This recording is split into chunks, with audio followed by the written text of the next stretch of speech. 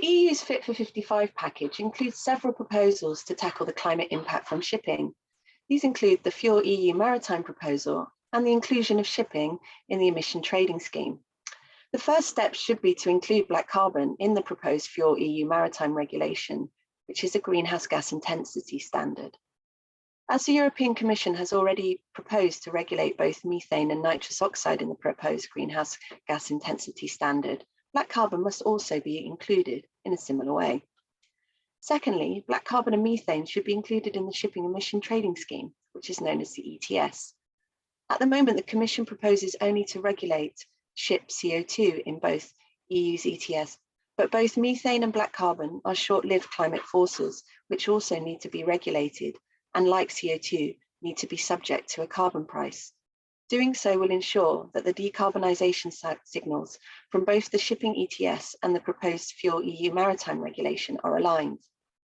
Thirdly, a port-level rule can be applied that requires all ships calling at EU ports and operating in Arctic waters to only use cleaner fuels.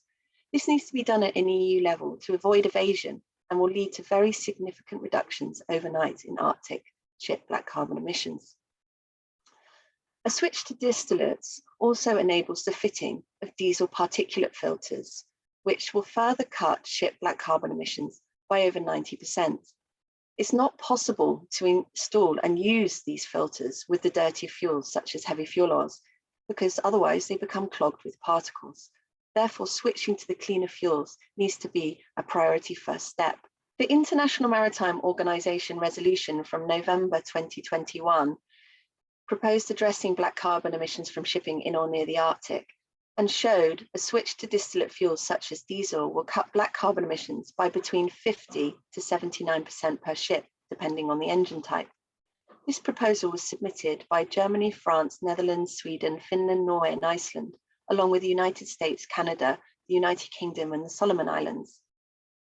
Black carbon makes up around 20% of shipping's climate emissions.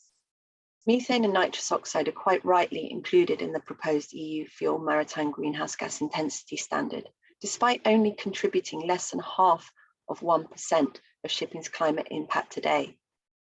Black carbon emissions can be addressed very easily, initially by switching to cleaner diesel fuels or other methods of propulsion. Other amendments are needed to ensure that Fit for 55 package delivers the EU climate law, but these are the top 3 priorities to reduce black carbon emissions from shipping.